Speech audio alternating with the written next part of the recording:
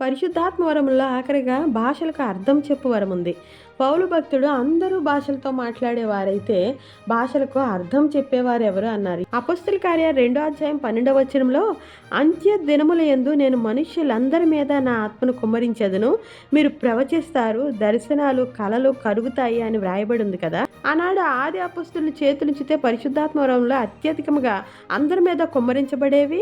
నా వరం గొప్పది, నా వరం గొప్పది అని వాదించుకునేవారు. కానీ ఈ కాలంలో ఎందుకు ఎవరి మీద ఈ వరాలు అధికముగా లేవు? యాకోబు భక్తుడైతే తన పత్రికలో దేవుడు అందరికీ ధారాళముగా అనుగ్రహించేవాడు, కానీ మీరు ఏమాత్రమూ సందేహింపక విశ్వాసంతో అడగవలను అని చెప్తున్నాడు కదా.